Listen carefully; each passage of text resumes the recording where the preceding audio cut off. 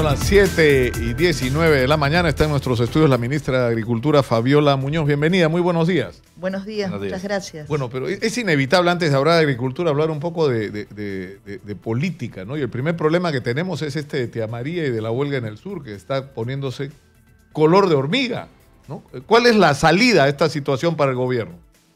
Bueno, nosotros siempre hemos planteado que la salida a cualquier problema es el diálogo. Y de hecho seguimos haciendo esfuerzos enormes.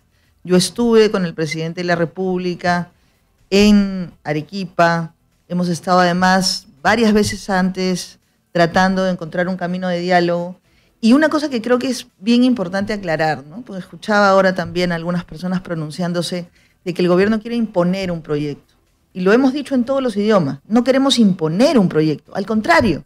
Creo que el presidente Vizcarra, los ministros, ministras, hemos sido muy claros que la inversión es importante, pero no en un escenario de imposición. Claro, pero por eso, en ese contexto, la gente ha malinterpretado o ha tomado mal, digamos, el hecho de que el presidente esté hablando de diálogo por un lado y por el otro lado le otorga la licencia de construcción a la Sauder para hacer el proyecto Tía María y la Tapada. Claro, entonces ya, ¿qué vamos a discutir si ya le dio la licencia de construcción? O sea, ya los autorizó a hacer la... Lo que pasa es que, a ver, tenemos que distinguir, ¿no? Cuando estamos en un Estado de Derecho, lo que es un trámite administrativo, es como una persona va al Estado y le pide un DNI para su hijo, ¿no?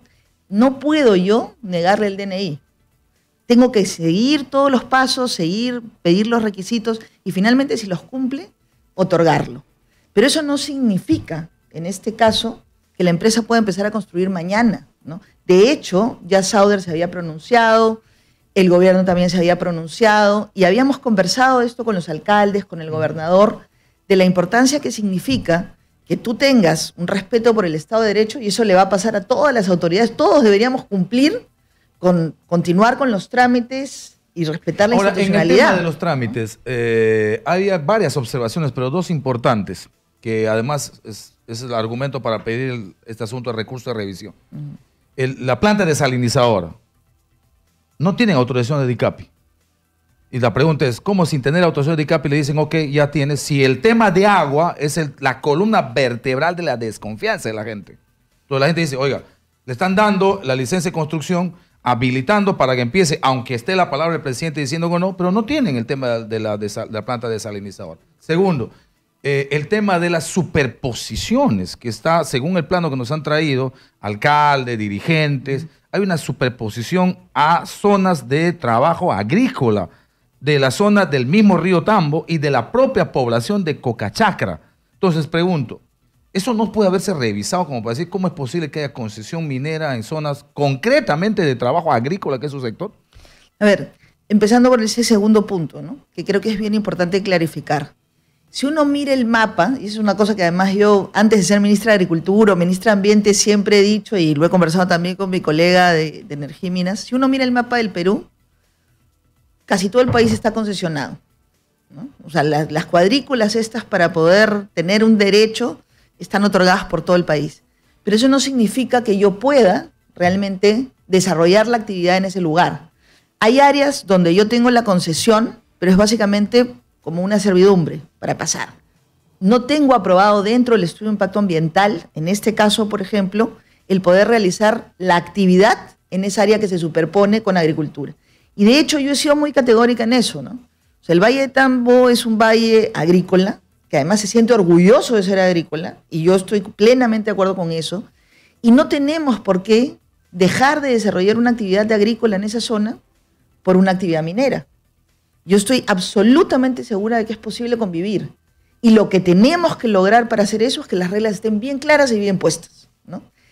Y en el otro punto, en el tema de la planta desalinizadora, así como uno tiene que seguir los trámites administrativos para un estudio de impacto ambiental, para la infraestructura de la construcción de la planta, de todo lo que significa el proyecto, también los tiene que seguir para el tema de la planta desalinizadora. Y si cualquiera de los componentes finalmente de trámites administrativos no funciona, no puede operar. Pero hay algunas cosas que están condicionadas a otras y otras no, son trámites independientes. Entonces, pero le ha dado imaginemos, licencia de construcción. Sí, vas a pero construir para hacer explotación. A ver, Pero imaginemos nosotros, ¿no?, el supuesto que se está planteando. Imaginemos que yo tengo la concesión. Normalmente los proyectos empiezan así. El Estado me otorga la concesión del proyecto. Hago todo mi trámite y no me aprueban el estudio de impacto ambiental. No puedo operar. No puedo. ¿No es cierto? Lo mismo es en este caso. Imaginemos que yo estoy invirtiendo para construir el proyecto.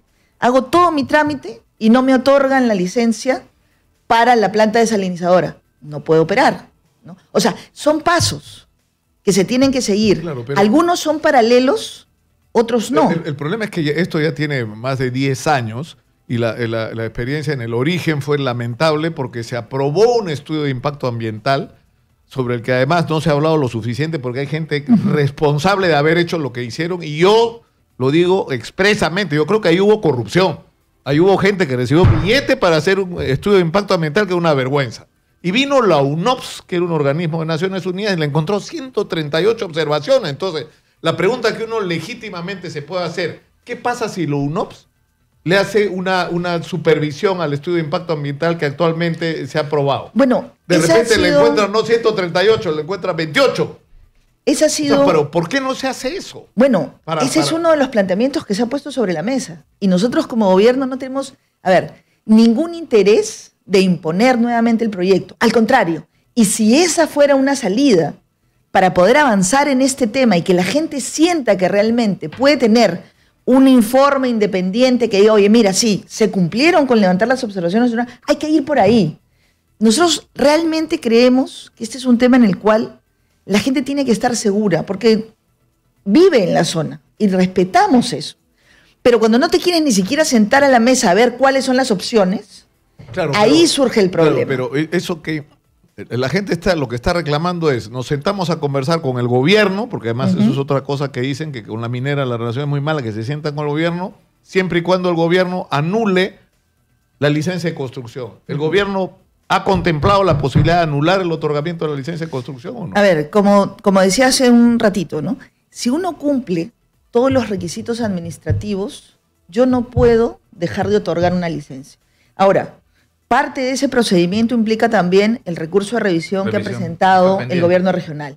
Y entonces ahí ellos dicen que tienen argumentos, el Consejo de Minería tiene que analizarlo y vamos a ser absolutamente respetuosos de la vía institucional. Ellos están ejerciendo su derecho, nos parece lo correcto. Y así como tenemos que defender la institucionalidad para un trámite que puede realizar la empresa, tenemos que defender la institucionalidad para el trámite que realiza la autoridad. Vamos a cambiar radicalmente de tema, ministra. Odebrecht, ¿por qué el presidente dijo que no se le debe pagar a Odebrecht los 524 millones que son parte del acuerdo que firmó el procurador y además dinero sobre cuyo destino se han establecido claramente parámetros? No puede salir del país, tienen que pagar los 80 millones de reparación civil iniciales por el acuerdo, tienen que completar otras reparaciones como la de San Luis Chacas, que son 12 millones y medio, tienen que pagar a los proveedores. Hay 600 empresarios peruanos al borde del colapso, estamos hablando de miles de familias, ¿no es cierto? Que le deben a los bancos, le deben a la SUNAT, están embargados por todos lados, y eso era parte del acuerdo. Además de que paguen los gastos legales, paguen los gastos tecnológicos, que son caros, yo no sabía. Porque eso de desencriptarlo de Drowsys y MyWebDay no es resulta sencillo. que no es sencillo y requiere profesionales altamente. Todo eso lo tenía que pagar Odebrecht. Y ahora resulta que el presidente dice no deberían pagarle a Odebrecht porque hay una barra brava ahí que anda diciendo que no debe hacerse, ¿no? No, pero creo que tú estás hablando, y lo que estás diciendo es el sentido correcto. O sea, lo que el presidente dice, ¿no? Y lo que creo que todos estamos de acuerdo es que el dinero no debe ser para Odebrecht, pero debe ser para pagar los proveedores. Y además nosotros tenemos la posición de cumplir estrictamente con el acuerdo que se ha planteado. Y si el acuerdo establece que se paguen a los proveedores, que se paguen a los actores, eso es lo que hay que hacer. O sea, tenemos que estar absolutamente seguros que lo que no queremos es beneficiar o seguir beneficiando una empresa corrupta. Y esa es la posición que hemos mantenido desde siempre como gobierno, ¿no? Y eso es lo que tenemos que lograr hacer. ¿Se habló en Consejo de Ministros en algún momento de ese tema? A ver, nosotros hemos discutido durante muchísimo tiempo varios temas, ¿no? Y una de las cosas que hemos dicho es que las empresas que son corruptas no deberían seguir operando en el país. Y esto de Odebrecht es un caso en el que todos estamos alineados, ¿no? Esta es una empresa que no debería seguir. Bueno, entonces no debería seguir tampoco Graña y Montero, JJC, IXA, ¿no es cierto? Obrainsa. Claro, Obrainsa, no debería seguir Casa. ¿no? Empresas que están ganando licitaciones ahorita en la reconstrucción. A ver. O sea, si aplicamos el mismo criterio, o sea, la idea de la colaboración eficaz es que alguien que es un delincuente, que ha cometido delitos, se acoge a la colaboración eficaz, colabora con la justicia, asume la responsabilidad por los delitos y da información lo suficientemente valiosa y sustentada como para que las autoridades puedan desarticular la red de corrupción de la que esta persona o empresa ha sido parte. Creo que estás tocando un punto que es fundamental. O sea, lo que necesitamos es saber la verdad. Lo que necesitamos es ir y lograr encontrar quiénes han sido responsables del nivel de corrupción que hemos tenido en el país. Hay mucha gente que está tratando, yo recuerdo muchos titulares y gente que salía a tratar de boicotear el acuerdo que se estaba tratando de llegar a tener en Brasil para poder obtener la verdad. Y creo que ese es el camino que como país tenemos que seguir, obtener la verdad. Caiga quien caiga. Y ese es el objetivo fundamental. Aquí no debería haber discrepancia ni política, no importa. Necesitamos encontrar la verdad. Y eso es lo que estamos buscando. Por lo tanto, ¿estaría usted de acuerdo con que se devuelva esos 524 millones a Odebrecht? No. A ver, lo que yo estoy diciendo es que tenemos que cumplir estrictamente el acuerdo de colaboración que se ha dado. Eso dice el acuerdo. Pero el acuerdo dice que lamentablemente para mí eso dice el acuerdo. Lo que dice el acuerdo para pagar, el acuerdo lo que dice, creo que tú lo mencionaste en Pero claro, el día sábado yo he hecho el resumen, además me he quedado corto. No sé si lo dije el sábado, ya no me acuerdo.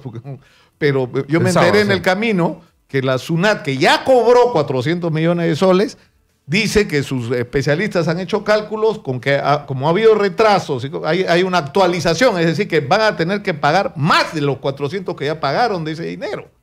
O sea que además de los 80 millones de soles para el pago de la primera cuota de la reparación por el acuerdo, más los 400 millones que hay que pagarle a los proveedores, hay que pagarle a la SUNAT, hay que completar el pago de 12.5 millones de soles que faltan de la reparación de la carretera Chaca-San Luis, hay que pagar todos los gastos legales de la colaboración, más los gastos tecnológicos. Esa es la lista que yo tengo. Y eso es lo que el marco que establece el acuerdo. El presidente debía saberlo, ¿no es cierto? No, pero levanta el teléfono y le pregunta a su procurador, ¿no? O al ministro de Justicia. Lo que como gobierno decimos es que hay que respetar el acuerdo. Nadie quiere que Odebrecht se lleve la plata. Lo que queremos es que se respete el acuerdo. Claro, el problema que ha habido es que con ese mensaje que no se le pague lo que se ha querido provocar es que Barata diga, caiga el acuerdo. Si no cumplen el acuerdo, yo no cumplo con mi parte y no hablo mañana. ¿Y de qué va a hablar mañana martes? Él y Boleira juntos van a hablar del gasoducto, van a hablar de la carretera San José de Sisa, ¿cómo que se llama? Cuñumbuque Zapatero, San José de Sisa, va a hablar además de los seudónimos, los codinomes, como dicen los brasileños. Es decir, la Fiscalía tiene un montón de información, pero con seudónimos. Lo que va a decir Barata y Boleira mañana es a quién corresponden esos seudónimos y hay gente que no quiere que se sepa, incluyendo, y hay que decirlo, periodistas. Incluyendo periodistas que recibieron billete por hacer campaña, así, hacer barra para que las obras de Odebrecht caminen. Y tú has dicho bien, ¿no? O sea, la reforma más importante que el presidente Vizcarra inició es justamente la lucha contra la corrupción. Y a él no le ha temblado la mano y nunca ha dejado de decir que acá tiene que caer el responsable o los responsables. Y eso es parte de lo que seguimos haciendo nosotros. Seguimos tratando de ir firmes como gobierno durante el tiempo que estemos a lograr que se sepa la verdad. Y hay mucha gente que está tratando de malinformar, está tratando de decir cosas que nosotros no estamos poniendo sobre la mesa. Nosotros queremos ser absolutamente escrupulosos en el cumplimiento de los acuerdos. Es más, hemos apoyado a la Fiscalía y seguiremos apoyando porque la colaboración tiene que lograr que se sepa la verdad.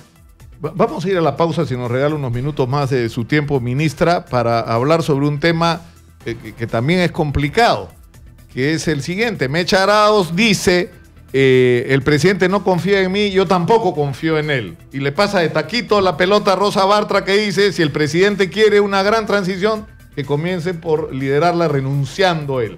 ¿Cómo van a enfrentar este entrampamiento que se ha producido alrededor de la propuesta de adelanto de elecciones? Vamos a la pausa con la respuesta. Volvemos, esto es Exitosa, la radio del Perú, son 7:34 de la mañana.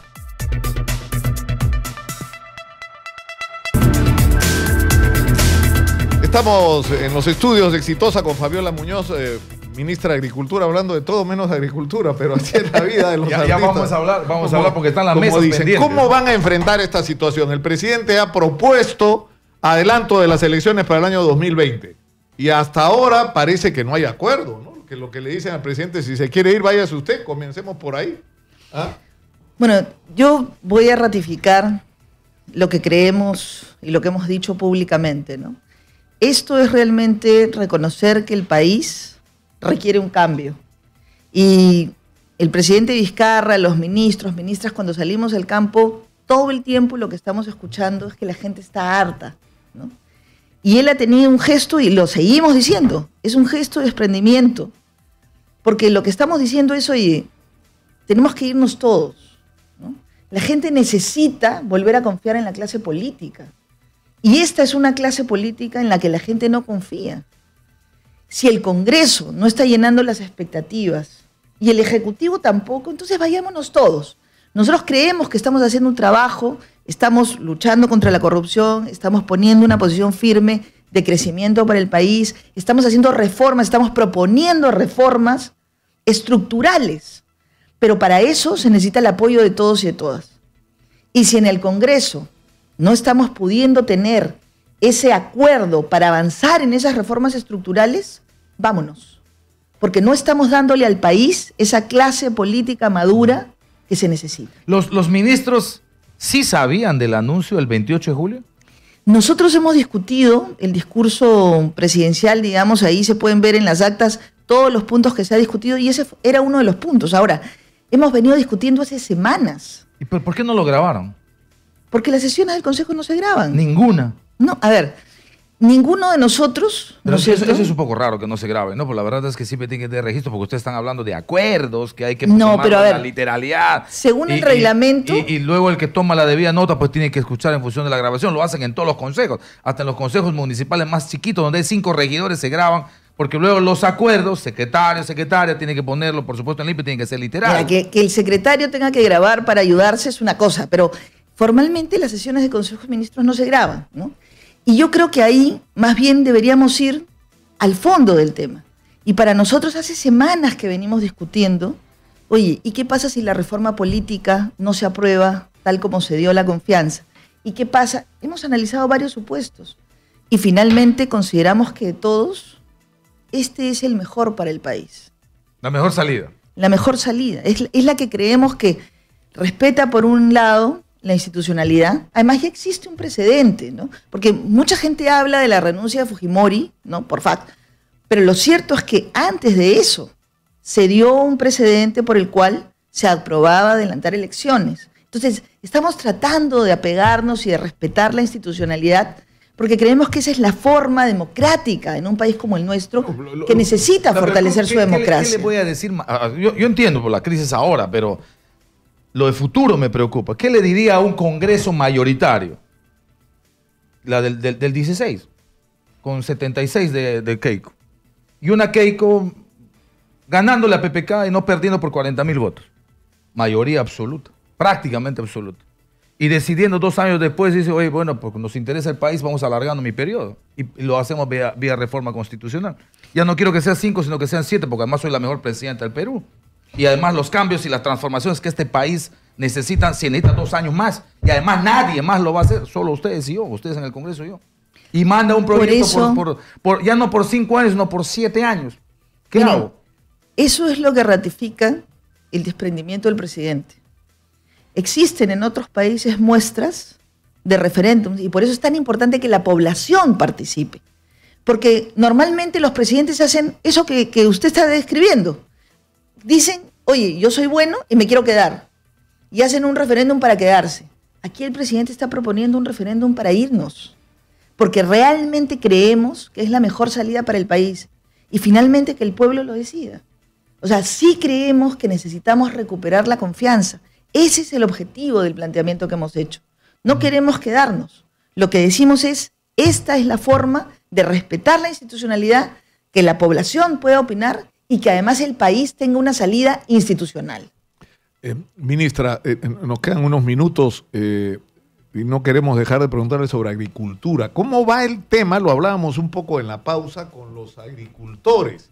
Porque la situación en la que estamos es que la paralización está suspendida, digamos, bajo la condición de que se produzca un diálogo y que se logren acuerdos con respecto a los reclamos de los agricultores. ¿Cómo va eso? Bueno, nosotros instalamos 5 mesas de trabajo y hemos tenido además 17 submesas de trabajo. Hemos abordado los temas de camélidos sudamericanos que son tan importantes para los pobladores del sur. Hemos hablado de los temas de compras del Estado, hemos hablado de temas de aranceles, hemos tocado todos los temas. Y yo creo que el ejemplo más importante es que el diálogo sí puede llegar a tener cambios importantes. Estamos por cerrar, esperamos esta semana cerrar la última mesa y luego poderle informar al país de manera conjunta, los gremios representativos del sector agrario, más el Estado, lo que ha sido producto de este esfuerzo de 60 días. Ese diálogo, es decir, por ejemplo, ¿no es cierto? El tema de los aranceles, que es un tema muy serio, se está generando una situación de competencia desleal de productos que vienen de fuera sin ninguna restricción con productos peruanos, cosa que no ocurre en ningún otro país. O sea, somos más papistas que el Papa. Entonces, ¿va a haber cambios? ¿Se van a proponer cambios sobre los regímenes de aranceles? Lo que a nosotros nos interesa, y lo hemos dicho, y creo que ahí concordamos con los productores, es que efectivamente no existe una competencia desleal con los productos peruanos. O sea, leal. Claro. No existe una competencia leal. No. O sea, a ver, que no exista, no queremos que exista una competencia desleal, ¿no es cierto? Y entonces ahí existe. O sea, existe en muchos casos subsidios que dan los países, ¿no? Lo que pasa es que no se llaman subsidios. Le dan una tasa de crédito preferencial, ¿no? Le dan asistencia técnica, entonces no lo llaman subsidios, pero eso hace que tengan condiciones especiales para competir. Lo mismo queremos nosotros en nuestro país. Probablemente, y eso es parte del análisis matemático que hemos hecho con los propios gremios, si yo pongo arancel acá o allá, ¿resuelvo el problema? No, porque la verdad es que en el crédito, 30% de crédito no es una tasa competitiva. Oye, entonces bajemos la tasa de crédito. Y eso es parte de lo que creo que es importante en este diálogo. Empezamos discutiendo un tema, pero hemos terminado analizando todo el proceso. Y lo que queremos lograr es una salida que realmente ayude al productor.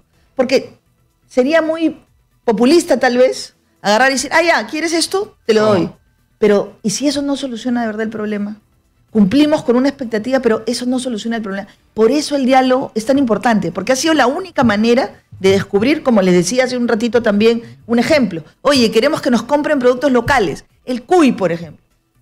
Ya, ¿y por qué no se compra? Porque no existe ficha técnica. Oye, entonces resolvamos el tema de la ficha técnica. Eso es una barbaridad, ¿no?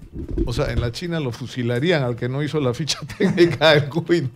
No. Pero a veces esas cosas que parecen tan ilógicas, con el diálogo se pueden resolver. Y las estamos resolviendo. ¿Estás subiendo el precio del pollo? A ver, no tenemos reportes, por lo menos hasta ahora, de que haya subido el precio del pollo, ¿no?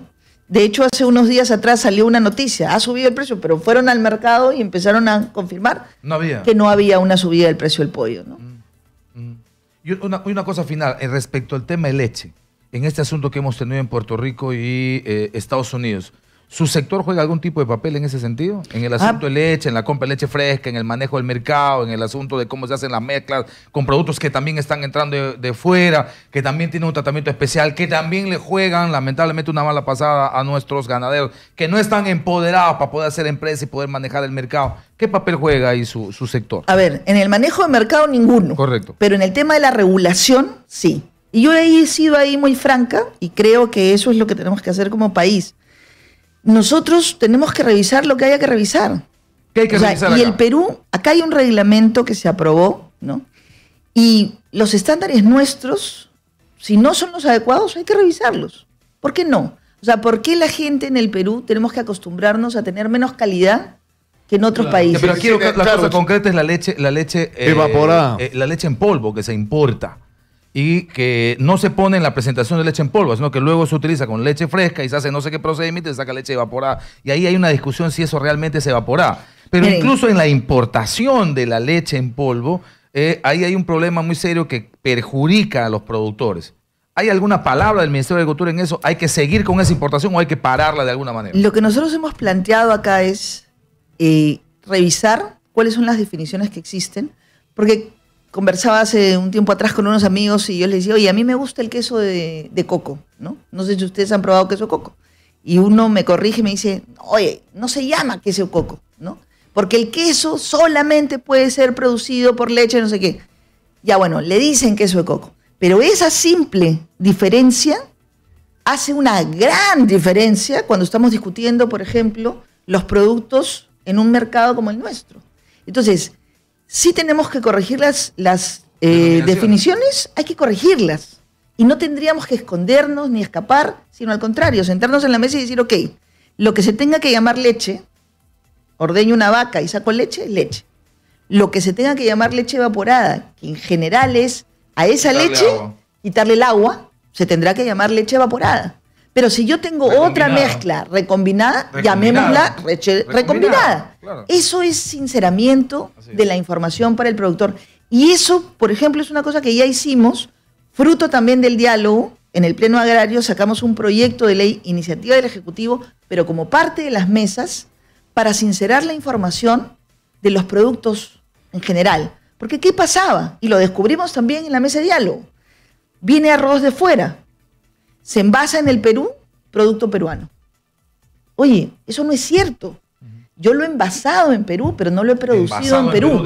Entonces, la ley de etiquetado, que es la ley que sacamos juntos, y ahí es una buena demostración de que cuando lo hacemos con el diálogo, podemos trabajar juntos. El Congreso, la mesa de los gremios y nosotros como Ejecutivo, una ley que diga que uno, cuando trae un producto y envasarlo, tiene que poner envasado en dónde y el origen de dónde es el producto. Muy bien. Entonces, esas son las cosas que el país necesita.